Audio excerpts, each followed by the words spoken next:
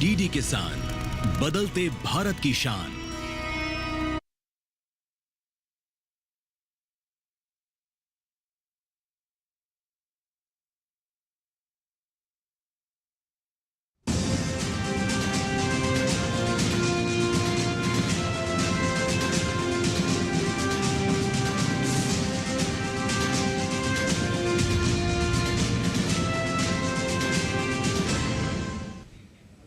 किसान समाचार बुलेटिन में आप सभी का स्वागत है। मैं हूं आप सभी के साथ नारायण दत्त मिश्र। बुलेटिन का आरंभ करते हैं मुख्य समाचारों के साथ। प्रधानमंत्री नरेंद्र मोदी ने स्वामित्व योजना के तहत 65 लाख से अधिक संपत्ति कार्ड किए वितरित। पीएम ने योजना के लाभार्थियों से वर्चुअल माध्यम से भी किया संवाद।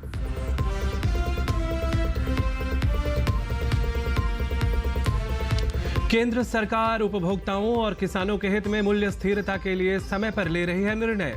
अनुकूल मौसम और मानसून की अच्छी बारिश के कारण वर्ष 2024-25 में दालों और प्याज का उत्पादन बढ़ने का अनुमान।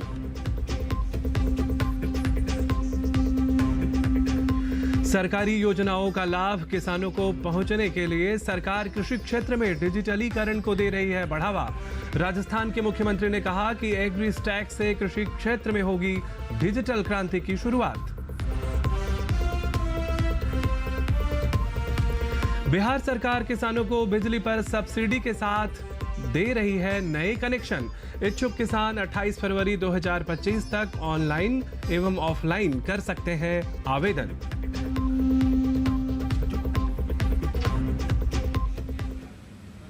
अब समाचार विस्तार के साथ।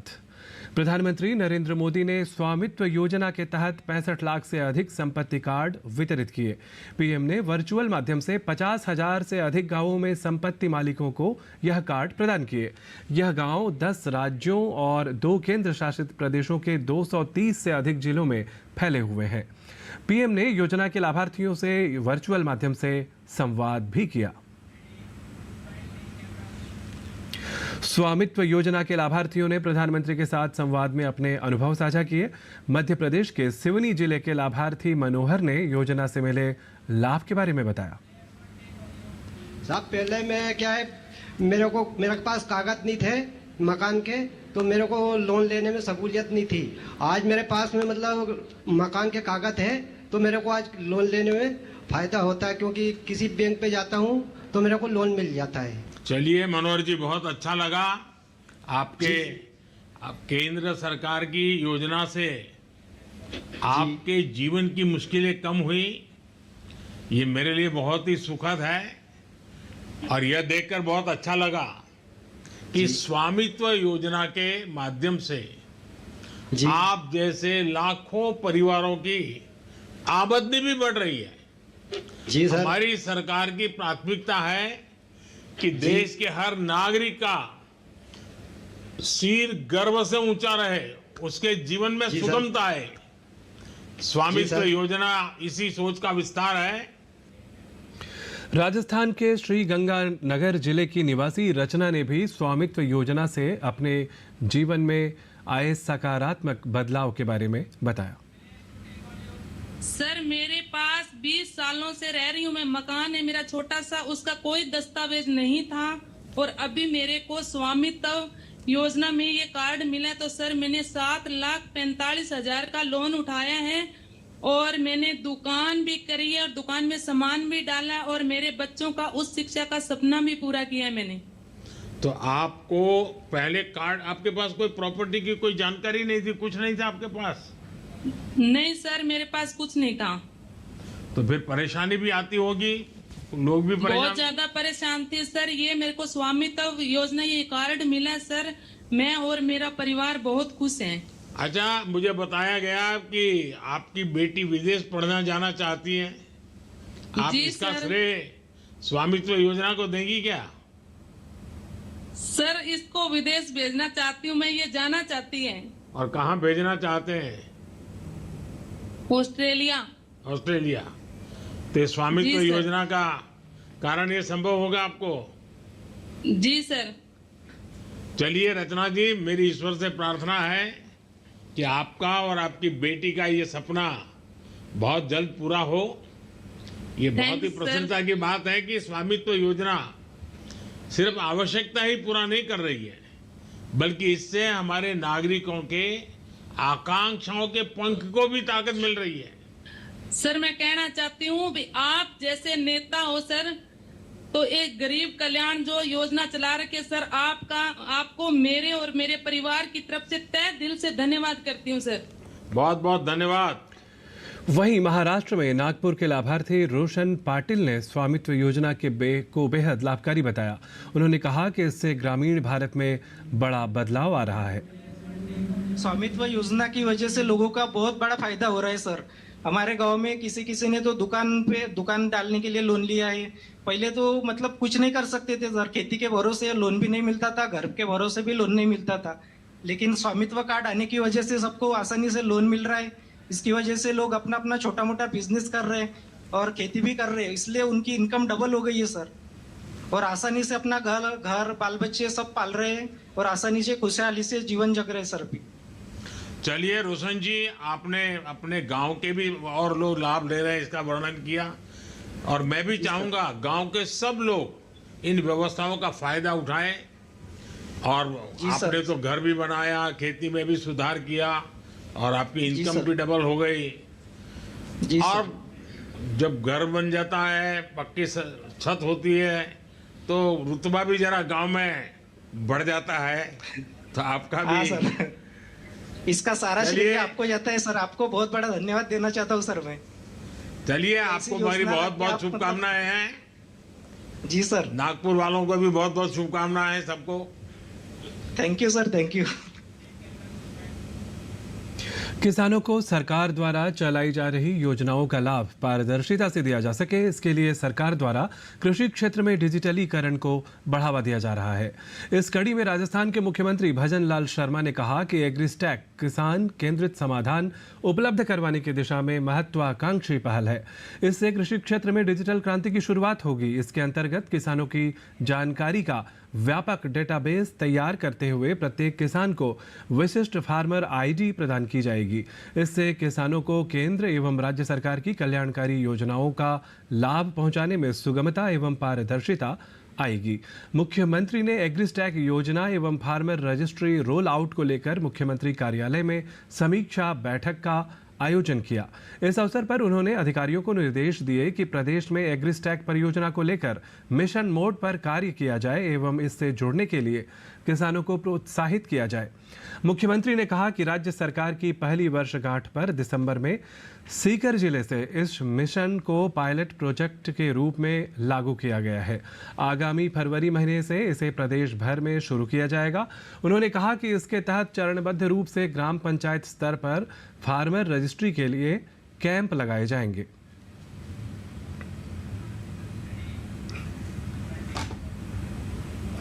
बिहार सरकार द्वारा राज्य में किसानों को बिजली पर सब्सिडी के साथ ही नए कनेक्शन दिए जा रहे हैं। दरअसल बिहार सरकार द्वारा राज्य में मुख्यमंत्री कृषि विद्युत संबंध योजना चलाई जा रही है। चतुर्थ कृषि रोड मैप के अनुरूप राज्य के किसानों के बीच सितंबर 2026 तक राज्य के 8,40,000 कृषि विद्युत कनेक्शन देने का लक्ष्य है। अब तक 5,42,000 कृषि विद्युत कनेक्शन प्रदान किए जा चुके हैं। शेष किसानों को जल्द ही बिजली कनेक्शन दिए जाने का लक्ष्य है। इच्छुक किसान 28 फरवरी 2025 तक ऑनलाइन एवं ऑफलाइन आवेदन कर सकते हैं।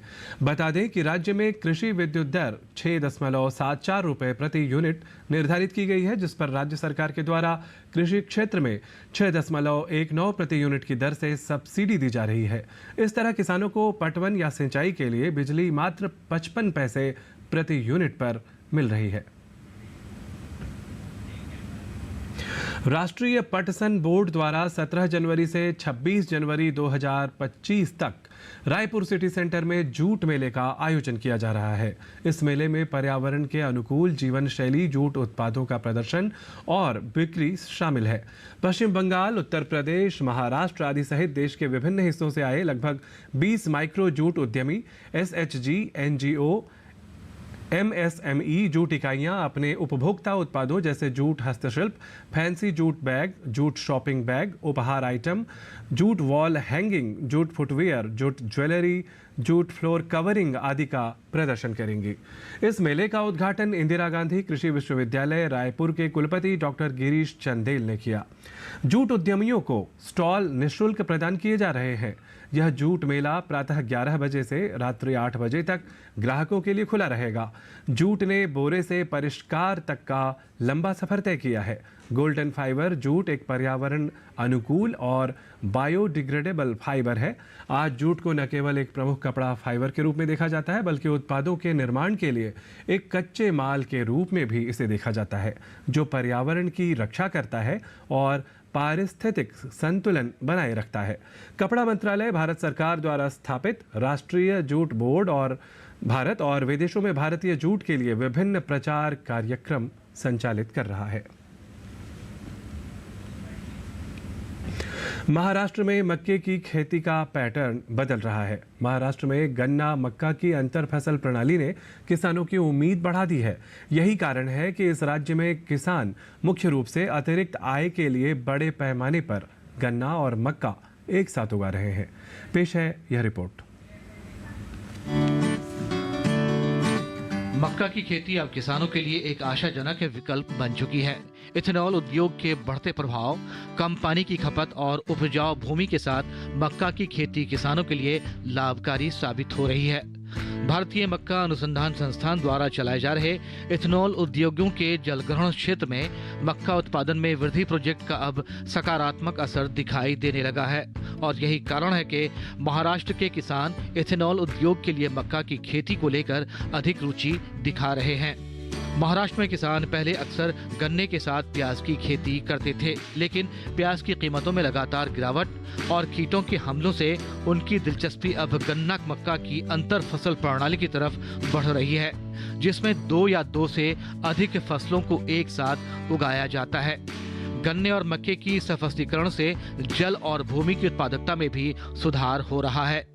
इस प्रणाली में मक्का को गन्ने के पानी से पर्याप्त सिंचाई मिल जाती है, जिससे मक्का की पैदावार बढ़ जाती है। इस प्रणाली की सफलता में फसल की किस्मों का चयन बहुत महत्वपूर्ण भूमिका निभाता है। भारतीय मक्का अनुसंधान संस्थान द्वारा जल ग्रहण क्षेत्र प्रोजेक्ट के तहत DHM 117, DHM 121, कोटवा, बेयर, बायोसीड इत्यादि को प्रदर्शन के रूप में किसानों के खेतों में प्रयोग किया गया। इन किस्मों को कीटनाशकों से उपचारित किया गया है ताकि शुरुआती कीटनाशक के उपयोग को कम किया जा सके और फसल की अच्छी पैदावार सुनिश्चित हो सके। कृषि वैज्ञानिकों के अनुसार मक्का और गन्ने के सहफसलीकरण में टॉपर मेजोन और एंट्राजिन से खरपतवार नियंत्रण और कॉलरेंट्रनलिप्रोल से कीट नियंत्रण किया जा सकता है। सहफसलीकरण में मक्का के लिए निर्धारित खाद की मात्रा अतिरिक्त देनी होती है। इस प्रोजेक्ट के तहत किसानों को वैज्ञानिक तरीके से मक्का की खेती के लिए प्रशिक्षण दिया गया है। रिपोर्ट के अनुसार मक्का की फसल इस समय किसानों के लिए एक बेहतरीन विकल्प है, क्योंकि इसकी मांग फूड, फीड और फ्यूल तीनों क्षेत्रों में बढ़ रही है। इस प्रोजेक्ट के अंतर्गत हर मौसम में 3 तकनीकी प्रशिक्षण सत्र आयोजित किए गए। इसके अलावा किसानों के बीच मक्का की खेती को बढ़ावा देने के लिए फील्ड डे भी आयोजित किए गए। इन प्रशिक्षण कार्यक्रमों में मक्का प्रजनकों, KVK वैज्ञानिकों, जिला कृषि कर्मचारियों, मक्का विशेषज्ञों और बीज एवं कीटनाशक कंपनियों के प्रतिनिधियों ने किसानों का मार्गदर्शन किया। इस प्रशिक्षण के परिणाम स्वरूप अधिक से अधिक किसान मक्के की खेती को अपना रहे हैं या फिर गन्ने और मक्के की सहफसल प्रणाली की ओर रुख कर रहे हैं। किसान समाचार के लिए शमीम अख्तर की रिपोर्ट। बिहार के भागलपुर जिले के कृषि भवन में शुक्रवार को किसान मेला एवं मत्स्य प्रदर्शनी का आयोजन किया गया, जिसका उद्घाटन भागलपुर के जिलाधिकारी डॉक्टर नवल किशोर चौधरी ने किया। किसान मेला में कतरनी, मशरूम एवं खेती किसानी से जुड़े यंत्रों की प्रदर्शनी लगाई गई है। कार्यक्रम के माध्यम से किसानों को अपने उत्पाद को लोगों तक आसानी से पहुंचाने में मदद मिलेगी और किसान अपने उत्पादों की ज्यादा से ज्यादा बिक्री कर सकेंगे। इस मौके पर जिलाधिकारी डॉक्टर नवल किशोर चौधरी ने कहा कि यह मेला किसानों के लिए एक अच्छा संदेश भी है, क्योंकि इस तरह के मेले में किसानों को एक से बढ़कर एक कृषि यंत्र मिल जाएगा। ज़्यादा से ज़्यादा संख्या में किसान आए और मेले में खरीदारी करें। इस किसान मेले में भागलपुर सहित आसपास के जिलों से भी किसान आए। केंद्रीय मंत्री शिवराज सिंह चौहान ने बेंगलुरु में कर्नाटक सरकार के कृषि मंत्री, ग्रामीण विकास मंत्री और राजस्व मंत्री के साथ कर्नाटक की विकास योजनाओं को लेकर बैठक की। मीडिया से बात करते हुए कृषि मंत्री ने कहा कि बैठक में भारत सरकार की योजनाओं की समीक्षा हुई। प्रधानमंत्री आवास योजना में प्रधानमंत्री नरेंद्र मोदी का संकल्प है कि सभी को पक्का मकान मिले। सितंबर में कर्नाटक में 2,57,246 घर बनाने की मंजूरी दी गई थी। इसके लिए फंड भी आवंटित किए गए हैं। शिवराज सिंह चौहान ने कहा कि कर्नाटक के गरीबों के मकान के लिए आवासों की संख्या बढ़ाई गई है। कुल मिलाकर कर्नाटक के उन आवासों के अलावा 4,67,580 मकान गरीबों के लिए आवंटित किए गए हैं। उन्होंने प्रदेश सरकार को केंद्र द्वारा दिए गए फंड का उपयोग करने की सलाह भी दी। केंद्रीय मंत्री ने कहा कि कर्नाटक सरकार तेजी से इन मकानों के काम को पूरा करे ताकि सभी गरीबों के पक्के मकान बनाए जा सकें। भारत सरकार कर्नाटक की बेहतरी के लिए कोई कसर नहीं छोड़ेगी। मुझे खुशी है कि कर्नाटक के हमारे agriculture minister, RD minister, rural development minister और हमारे लैंड रिसोर्सेज का जो काम देखते हैं मंत्री जी, वाटर शेड और बाकी काम देख रहे हैं, उनके साथ आज कर्नाटक के इशूज पर विस्तार से चर्चा हुई है। मोदी सरकार कर्नाटक की जनता की सेवा में अपनी योजनाओं के माध्यम से कोई कसर नहीं छोड़ेगी। आज ही हमने प्रधानमंत्री आवास योजना के अंतर्गत पहले भी हमने कर्नाटक को सितंबर में मकान अलॉट किए थे। उसके अलावा आज भी 4 लाख से ज़्यादा मकान हम फिर से आवंटित कर रहे हैं। केंद्र सरकार उपभोक्ताओं और किसानों के हित में मूल्य स्थिरता को बनाए रखने के लिए समय पर निर्णय ले रही है। अनुकूल मौसम और अच्छी मानसूनी बारिश के कारण वर्ष 2024-25 में दालों और प्याज का उत्पादन पिछले वर्ष की तुलना में बढ़ने का अनुमान है। तुअर का उत्पादन 35.02 LMT होने का अनुमान है, जो पिछले वर्ष के 34.17 LMT उत्पादन से 2.5% अधिक है। कृषि और किसान कल्याण विभाग ने चालू सत्र के दौरान तुअर की खरीद के लिए मंजूरी दे दी है। अच्छी बुआई और मिट्टी के अनुकूल नमी और मौसम की स्थिति के कारण चना और मसूर का उत्पादन अच्छा रहने की उम्मीद है। खरीफ मूंग का उत्पादन 13.83 LMT का अनुमान है, जो पिछले वर्ष के 11.54 LMT उत्पादन की तुलना में 20% अधिक है। खरीफ और लेट खरीफ प्याज का उत्पादन अधिक बुआई के कारण अच्छा रहने का अनुमान है। दालों के घरेलू उत्पादन को प्रोत्साहित करने के लिए कृषि और किसान कल्याण विभाग ने पारंपरिक रूप से आयातित दालों जैसे कि तुअर, उड़द और मसूर के लिए मूल्य समर्थन योजना के तहत खरीद की अधिकतम सीमा हटा दी है, जिससे 2024-25 के दौरान इन फसलों के संबंध में MSP पर 100% खरीद की गारंटी हो गई है।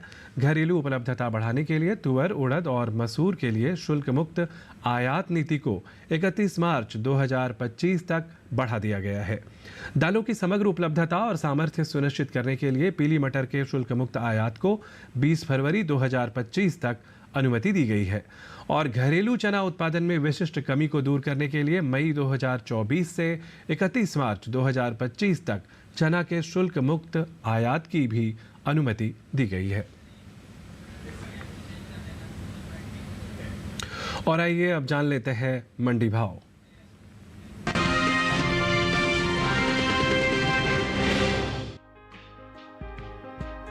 मंडियों में इन दिनों लहसुन की आवक सामान्य है। हाजिर भाव को देखें तो एगमार्क नेट के मुताबिक गुजरात की राजकोट मंडी में 16 जनवरी को लहसुन का भाव था 10,500 रुपए। 17 जनवरी को इसके भाव में 750 रुपए का उछाल आया और भाव 11,250 रुपए पर पहुंच गया। वहीं पंजाब की गढ़शंकर मंडी में भी लहसुन की खरीद बढ़त के साथ हुई। यहां 16 जनवरी को इसका भाव रहा 21,000 रुपए, जो कि 17 जनवरी को 1,000 रुपए की भारी बढ़त के बाद 22,000 रुपए पर पहुंच गया। जबकि राजस्थान की कोटा मंडी में इस दौरान लहसुन के सौदों में भारी गिरावट के साथ कारोबार हुआ। यहाँ 16 जनवरी को लहसुन का भाव था 14,000 रुपए। 17 जनवरी को इसके सौदे 1,000 रुपए लुढ़क कर 13,000 रुपए पर हुए। उत्तर प्रदेश की कानपुर मंडी में लहसुन के सौदे तेजी के साथ हुए। यहाँ 17 जनवरी को लहसुन का भाव 150 रुपए चढ़कर 21,400 रुपए से 21,550 रुपए पर पहुंच गया। भारत से होने वाला लहसुन का निर्यात साल 2023-24 के दौरान बीते 5 सालों के उच्च स्तर पर पहुंच गया है। दुनिया में चीन को लहसुन के सबसे बड़े उत्पादक के रूप में जाना जाता है, लेकिन हाल ही में चीन में लहसुन की पैदावार कम होने की वजह से वित्त वर्ष 2023-24 के दौरान भारत से रिकॉर्ड तोड़ लहसुन का निर्यात हुआ है।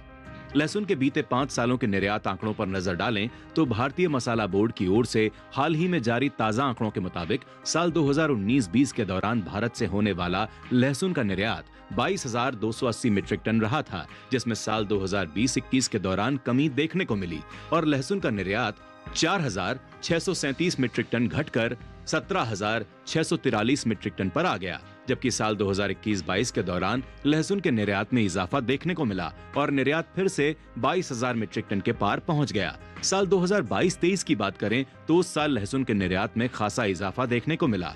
बीते 3 साल के रिकॉर्ड को तोड़ते हुए लहसुन का निर्यात 57,346 मीट्रिक टन के पार पहुंच गया।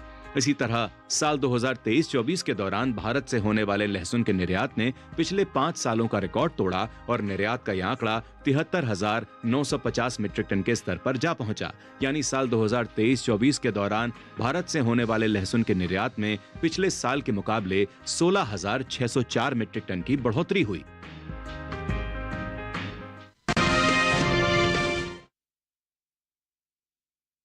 किसान इस मौसम में कैसे रखें अपनी खेती का ख्याल, आइए देखते हैं।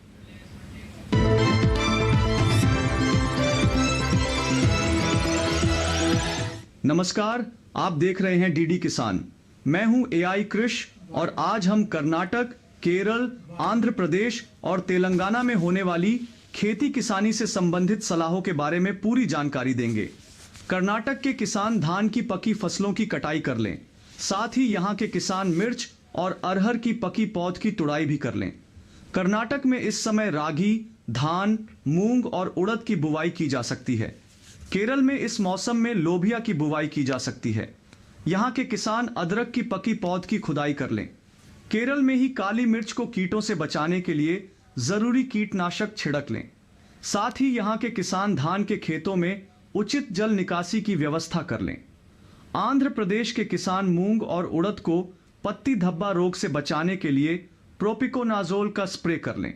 वहीं यहाँ मूंगफली को पत्ती धब्बा रोग से बचाने के लिए जरूरी दवाएं छिड़क लें। आंध्र प्रदेश में इस समय तिल की विभिन्न किस्मों की बुवाई की जा सकती है। यहाँ के किसान मक्के की फसल को फॉल आर्मी वर्म से बचाने के उपाय भी कर लें। तेलंगाना के किसान मक्का में तना छेदक कीट के नियंत्रण के लिए जरूरी दवाएं छिड़क लें। तेलंगाना में ही किसान सूरजमुखी को इल्ली के प्रकोप से बचाने के उपाय कर लें। यहाँ के किसान मिर्च को थ्रिप्स से बचाने के लिए 20 नीले रंग के चिपचिपे जाल लगा लें। यहाँ टमाटर को झुलसा रोग से बचाने के लिए प्रोपिकोनाजोल का छिड़काव कर लें। तेलंगाना में नींबू की फसल को सिट्रस कैंकर से बचाने के लिए इमिडाक्लोप्रिड का स्प्रे कर लें। साथ ही यहाँ गन्ने की फसल को प्ररोह छेदक कीट से बचाने के लिए आवश्यक कीटनाशक छिड़क लें।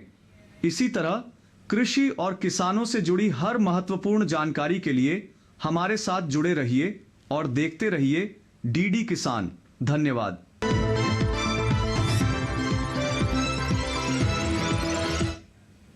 और अब देख लेते हैं कुछ खास खबरों को।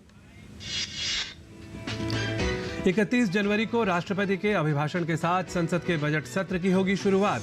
1 फरवरी को वित्त मंत्री निर्मला सीतारमण केंद्रीय बजट पेश करेंगी। प्रधानमंत्री नरेंद्र मोदी के तीसरे कार्यकाल का यह पहला बजट होगा। बजट सत्र का पहला चरण 31 जनवरी से 13 फरवरी तक चलेगा। उत्तर प्रदेश के कौशाम्बी जिले में 413 जीएस लैंड पर वक्फ बोर्ड का कब्जा है। सर्वे और सत्यापन के बाद तीनों तहसीलों से आई रिपोर्ट का अवलोकन करने के बाद डीएम ने शासन को रिपोर्ट भेजी है। कर्नाटक के मुख्यमंत्री सिद्धारमैया के खिलाफ प्रवर्तन निदेशालय ने बड़ी कार्रवाई की है। मैसूर शहरी विकास प्राधिकरण घोटाला मामले में ईडी ने 300 करोड़ रुपए की 14 अचल संपत्ति को जब्त किया है। कुर्क की गई संपत्तियां विभिन्न व्यक्तियों के नाम पर है पंजीकृत। भारतीय अंतरिक्ष अनुसंधान संगठन इसरो ने 2 स्पेडेक्स उपग्रहों की डॉकिंग सफलता पूरी कर ली। इसरो ने सैटेलाइट की सफल डॉकिंग का एक video social media platform x पर जारी किया है। पश्चिम बंगाल के सियालदह में अवैध रूप से रोहिंग्या परिवार की घुसपैठ का मामला सामने आया है। इस कथित रूप से अवैध घुसपैठ में अब्दुल रहमान और उसके परिवार को सियालदह स्टेशन से गिरफ्तार किया गया। समाजवादी पार्टी के राष्ट्रीय अध्यक्ष अखिलेश यादव ने महाकुंभ में श्रद्धालुओं के आंकड़ों को फर्जी बताया है। इस बयान पर हिमाचल प्रदेश के राज्यपाल शिव प्रताप शुक्ला ने बिना नाम लिए जमकर निशाना साधा है। तो किसान समाचार बुलेटिन में आज के लिए इतना ही। हमें दीजिए अभी अनुमति। नमस्कार।